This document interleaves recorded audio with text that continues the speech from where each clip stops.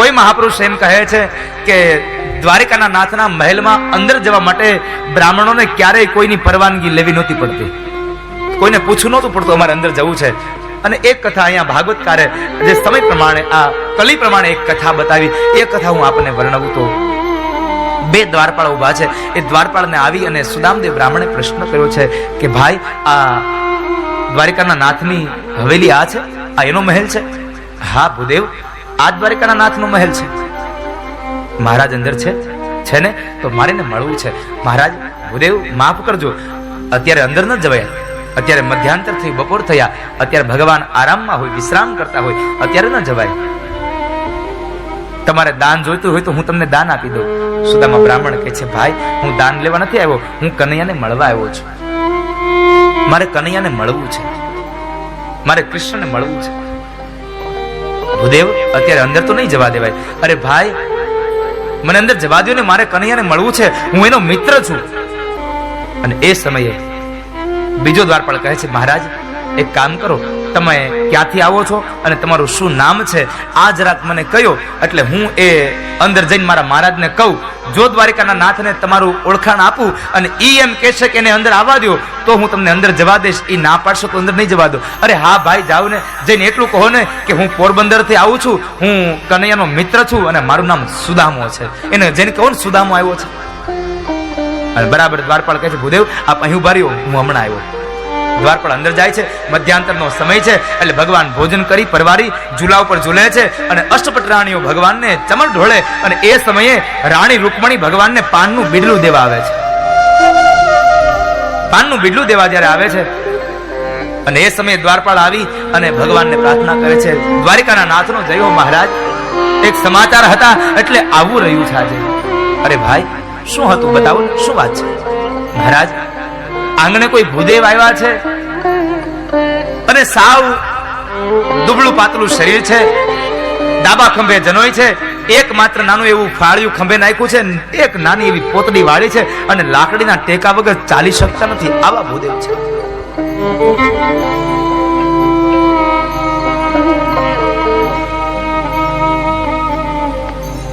એટલે ભગવાન બોલ્યા છે, કામ કરો ને ભાઈ, એને જોઈતું હોય દાન આપી દો ને. અરે મહારાજ, અમે દાન દેવાની વાત કરી પણ દાન લેવાની ના પાડે છે. મહારાજ, એના શરીરને જોઈને એમ લાગે છે આ માણસે ઘણા દિવસોથી ભોજન નહીં કર્યું હોય. અરે ભાઈ, એ ભૂખ્યા હોય તો એને ભોજન કરાવી દો. મહારાજ, અમે એને ભોજન કરવાની પણ વાત કરી પણ એ ભોજન કરવાની ના પાડે છે. બસ માત્ર એટલું કહે છે, મારે કનૈયાને મળવું છે, મારે કનૈયાને મળવું છે, મારે કનૈયાને મળવું છે, હું કનૈયાનો મિત્ર છું, કનૈયાનો મિત્ર છું. અને એ એવું કેવડાવે છે કે તમે દ્વારિકાના નાથને જઈને કહો ને, હું પોરબંદર થી આવું છું અને મારું નામ સુદામો છે. જ્યાં સુદામો શબ્દ સાંભળ્યા ને, ભગવાને અષ્ટપટરાણીના ચમર પડાર્યા, રૂકમણીનું પાનનું પીગલું પડી રહ્યું અને ભગવાન દોડ્યા, મારો સુદામો આવ્યો, મારો સુદામો આવ્યો, મારો બાળપણનો સખો આવ્યો. એકદમ ભગવાન દોડ્યા છે. ભાગવતકાર એમ કહે છે, ભગવાને સુદામાના નામને સાંભળી અને પગમાં પગરખા પણ ન પહેર્યા, મારો સુદામો આવ્યો. જ્યાં ભગવાન સીડી ઉતરે ને તો પોતાના અંગ ઉપરનું ઉતરીએ નીચે પડી ગયું, તો ઉતરીને લેવા માટે પણ કૃષ્ણ ન રોકાયા, કારણ મારો સુદામો આવ્યો, મારો બાળપણનો સખો આવ્યો. નામ રે સુણીને વાલો દોયા ગીરધારી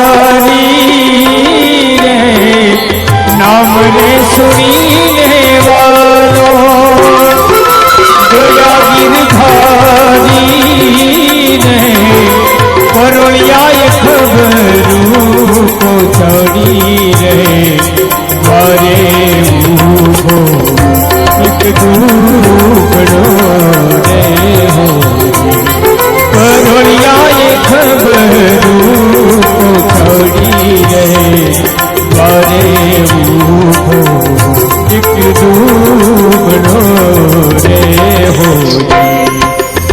એકદમ ભગવાન દોડીને આવ્યા અને દ્વારના ઉભારેલો એ સુદામાને તેડી અને સુદામાને બાથ ભળી ગયા છે. ભગવાને સુદામાને બાથ ભીડી અને સુદામાએ ભગવાનને બાથ ભીડી. અષ્ટપટરાણીઓ વિચાર કરે છે, આવો મિત્ર આવ્યો કોણ? હજી સુધીમાં કોઈ નથી આવ્યો આવો, આ પહેલી વાર. અષ્ટપટરાણીઓ ઝરૂખામાં આવીને જુએ ને તો દરવાજા ઉપર એ દ્વારપાળની સામે ભગવાન કૃષ્ણ સુદામાને બાથમાં ભીડીને ગોળ ગોળ ફેરવી રહ્યા છે અને કહે છે, સુદામા ક્યાં હતો અત્યાર સુધી? તને તારા કનૈયાની યાદ ના આવી કોઈ દિવસ? સુદામા શું બોલે સાહેબ? સુદામાની આંખો ભીની થઈ ગઈ છે. ભગવાન કૃષ્ણ સુદામાને હાથ પકડીને અંદર લઈ જાય છે. અરે સુદામા, તું આવવાનો હતો, એ મને સમાચાર મોકલ્યા હોત ને તો હું ભોજન ન કરત. હમણાં જમી રહ્યો હજી હમણાં ભોજન કર્યું, સાથે ભોજન કર્યું. પણ ચાલે એક કામ કર, તું પેલા સ્નાન કરી લે અને પછી ભોજન કરી લે, પછી બેસીને સારી બધી વાતો કરીએ. ભગવાન સુદામા બ્રાહ્મણને સ્નાન ગૃહમાં લઈ જાય છે. બાજોટ ઉપર ભગવાન સુદામાને બિરાજમાન કર્યા અને ત્રાંબાના પાત્રમાં સુદામાના પગ રાખ્યા છે. ભાગવતકાર એમ કહે છે કે પાણીના પાત્રોને આવતા વાર લાગી ને એ સમયે ભગવાન એટલા રાજી થયા ને સુદામાને જોઈને, આંખમાંથી અશ્રુની ધારા વહીને, તો ભગવાને પોતાના આંખના આંસુડાથી સુદામાના પગને પખાડ્યા છે. સાહેબ, પગને પખાડ્યા સુદામાએ. એ સમયે ભગવાન જ્યારે પગને પખાડે તો સુદામાના પગમાં કાંટા ને કાંકરા જોયા છે. એક પછી એક કાંટો અને એક પછી એક કાંકરો ભગવાન ખેંચે છે. એમાં એક કાંટો જરા વધારે ઊંડો ખૂંચી ગયો અને પેલાના સમયમાં કઈ સોયને એવું હતું નહીં, એટલે ભગવાને એ કાંટો ખેંચવા માટે દાંત માર્યો છે, મોઢા માર્યું છે. જે ભગવાનને દાંતથી કાંટો ખેંચવા જાય ને એટલે સુદામો કહે છે કે એ કનૈયા, શું કરે છે તું? આ સુદામા, ઉભો રે, તારા પગમાં એક કાંટો વાગ્યો છે ને કાંટો જરાક વધારે ઊંડો ખૂંચી ગયો છે. પણ મહાપુરુષો એમ કહે છે કે કાંટો વાગ્યો તો સુદામાના પગમાં, પણ એની વેદના હતી હરિના હૃદયમાં. સાહેબ, હરિને વેદના હતી.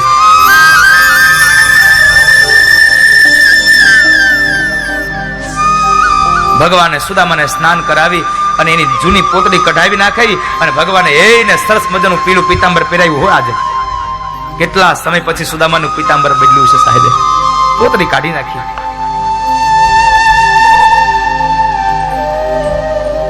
અને એ સમયે સુદામાને લઈ જઈ અને ભોજન કરાવે છે. ભોજન કરવા બેઠા છે ને ત્યારે એના દીકરાઓ યાદ આવ્યા છે કે મારા દીકરાઓ 2 દિવસથી ભૂખ્યા છે. પણ છતાં પણ ચહેરા ઉપર એક પણ દુઃખની રેખા ચિતરાવા ન દીધી અને સુદામાએ ભોજન કરી લીધું. ભોજન કરી અને ત્યારબાદ સુદામા બ્રાહ્મણને ભગવાન કહે છે, બેસ સુદામા, આ ઝૂલા ઉપર બેસ, આ હિંડોળે બેસ. અરે નાના કનૈયા, તું બેસ. ના ના, તું બેસ. 2 મિત્રો એક હિંડોળા ઉપર બેઠા છે. જે હિંડોળા ઉપર ભગવાન બેસતા એ હિંડોળા ઉપર સુદામાને બેસાડ્યો છે. સાહેબ, આ મિત્રતા છે. 2 મિત્રો બેસે છે. પણ ભગવાન કૃષ્ણનો આ વૈભવ જોઈ અને સુદામો એટલું બોલ્યો છે, કનૈયા, એક વાત કહું? અરે બોલને સુદામા, તને ગુરુની સેવા ફળી છે. તે ગુરુની જે સેવા કરીને એ સેવા તને ફળી છે. તમે જોતો ખરો તારો વૈભવ, કેટલો વૈભવ છે. આ વૈભવને જોઈ અને સુદામાને થયું કે હવે આને પૌવા ન દેવાય, હવે આને પૌવા ન દેવાય. એટલે સુદામો વારંવાર પેલી પૌવાની પોટલી સંગ્રહ કરે, વારંવાર સંગ્રહ કરે છે. કારણ આને પૌવાને દઈશ તો મારી શું કિંમત થશે, મારી શરમ, મારી લાજ જશે. 2 મિત્રો વાતો કરે. એમાં ભગવાન કૃષ્ણએ સુદામાને પૂછ્યું, સુદામા, તે લગન બગન કર્યા કે નહીં? કઈ એલા? અરે હા હા કનૈયા, મેં લગન કર્યા. તો મારી ભાભી ઘરમાં આવી? હા છે ને. શું નામ છે? તારી ભાભીનું નામ સુશીલા છે. અને કનૈયા, તારી ભાભીનું નામ સુશીલા છે ને, પણ નામ પ્રમાણેના ગુણો પણ એમાં રહ્યા છો. નામ પ્રમાણે ગુણો રહેવા જોઈએ. વાત વાતમાં બરાબર કનૈયાની નજર પેલી પૌવાની પોટલી ઉપર પડી ગઈ. પૌવાની પોટલી ઉપર નજર પડી અને નજર પડતાની સાથે કનૈયો કહે છે, એ સુદામા, આ પોટલીમાં શું છે? અરે કઈ નહીં કનૈયા, એ તો અમારું ગરીબડાવનું હોય, તારું કઈ નથી. અમારું છે, અમારું નહીં. મારી ભાભીએ મારા માટે મોકલાવ્યું છે પણ તું આપતો નથી. અરે કનૈયા, કઈ નથી. ભગવાનને ભરોસો ન બેઠો એટલે ભગવાને માગીને પોટલી ન આપીને તો ભગવાને ઝૂંટવી લીધી.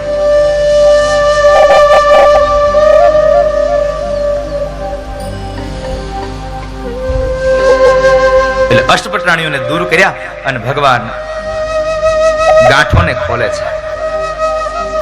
એક પછી એક ગાંઠ જ્યાં ખુલી ને અને વસ્ત્ર જ્યાં ખુલે તો અંદરથી પૌવા નીકળ્યા છે. અને જ્યાં પૌવા નીકળ્યા ને ત્યારે 3 વસ્તુઓ થઈ છે. સમયે દ્વારિકામાં 3 વસ્તુ બની. પેલી વાત, અષ્ટપટરાણી બોલ્યા, લ્યો આ તો પૌવા છે. બીજી વાત, શરમને લઈ અને સુદામદેવ નીચે જોઈ જાય છે. શરમને લઈને સુદામા નીચે જોઈ જાય. અને ત્રીજી વાત, આ પૌવાને જોઈ અને કૃષ્ણની આંખોમાંથી અશ્રુના બિંદ મીંડા પડવા. શું કામે? સુદામાની આ ગરીબાઈ જોઈને નહીં.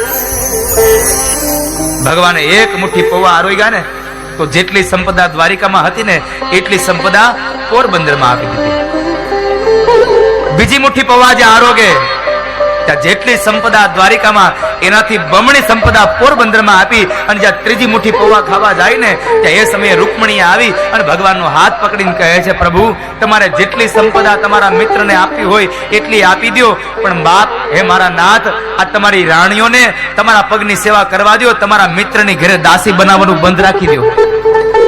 અષ્ટપટરાણીઓને દાસી બનાવવા ભગવાન તૈયાર થઈ ગયા. દાસી બનાવવા તૈયાર થયા.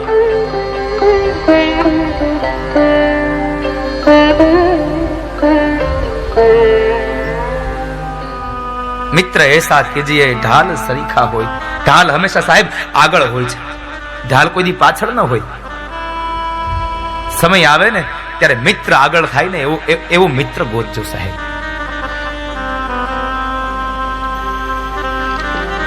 બે મિત્રો વાતોને કહીને ખૂબ આનંદ પામે છે, આંખોના ખૂણાઓ ભીના થઈ જાય છે. એક રાત્રિનો સમય વ્યતીત થયો. એક દિવસ રોકાયા સુદામદેવ બ્રાહ્મણ પોરબંદર અહીંયા દ્વારિકામાં, અને બીજા દિવસનો જ્યારે સવારનો સૂર્ય ઉદય થાય એટલે સુદામા બ્રાહ્મણ પોતાનું નિત્ય કર્મ કરી પરવારી અને જ્યાં તૈયાર થયા એટલે સૌ લોકો બેઠા છે અને એમાં વાતોચીતો કરતા કરતા સુદામદેવ બ્રાહ્મણ એટલું બોલ્યા છે કે તો ચાલ કનૈયા, હવે હું જાઉં. ભગવાનને બહુ ઈચ્છા છે, આજ કેટલા સમય પછી કનૈયો મળ્યો છે. ભાગવતકાર એમ કહે છે કે સાંદીપણી ઋષિના આશ્રમમાંથી વિખુટા પડ્યા અને ત્યાર પછી આજ પહેલી વાર દ્વારિકામાં મળ્યા હતા. ઘણા સમય પછી મળ્યા હતા એટલે કનૈયાને ઈચ્છા હતી કે હું સુદામાને રોકી લઉં, પણ કનૈયાને એક વાતની ખબર હતી કે મારી ભાભી પતિવ્રતા નારી છે, આણે અહીંયા જમી લીધું છે, પણ મેં આ પોરબંદરમાં ઘણું બધું આપ્યું છે, પણ મારી ભાભી હજી નહીં જમે. કારણ મારી ભાભી પતિવ્રતા નારી છે, જ્યાં સુધી સુદામાને નહીં જમાડી લઈને ત્યાં સુધી મારી ભાભી પણ નહીં જમે, એટલે મારી ભાભી ભૂખી ન રહે. એટલે સુદામાને ઈચ્છા છે કનૈયાને સુદામાને રોકવું, પણ કનૈયો બોલી ગયો, બસ સુદામા જાવું છે, કઈ વાંધો નહીં, પાછું આવજે હો. ઓલો રોકાવાનું ન કર્યું, કારણ સુશીલા ભૂખ્યા ન રહે એટલા માટે. સુદામદેવને થોડીક મનમાં થયું, આને તો જરાય તાણી ન કરી રોકાવાની. પણ સુદામદેવ બ્રાહ્મણ ચાલતા થયા અને ભગવાન ઉભા છે, દાઉજી મહારાજ ઉભા છે, અષ્ટપટરાણી ઉભા છે. ચાલ સુદામા. સુદામાની સાથે કૃષ્ણ બેવ ગળે મળ્યા અને ફરી પાછા સુદામા જ્યાં નીકળે અને ઓરડાના ઉમરામાં પહોંચ્યા ને ત્યાં કૃષ્ણને યાદ આવ્યું. ભગવાન કૃષ્ણ બોલ્યા, એ સુદામા ઉભો રે, અહીંયા આવ, અહીંયા આવ, અહીંયા આવ. સુદામદેવ પાછા આવેલા છે. કનૈયાની પાસે આવીને કહે છે, બોલ કનૈયા. ભગવાન કૃષ્ણને કંઈક વાત કરવી છે, પણ હોઠ સુધી આવેલા શબ્દો પાછા વયા ગયા. કેવું છે કઈ, પણ કેમ કેવું આને મારે? એટલે વાતને ફેરવી નાખી અને ભગવાન બોલ્યા છે, અરે કઈ નહીં સુદામા, ખાલી એટલું કહેતો હતો કે મારી ભાભીને મારી યાદ આવશે.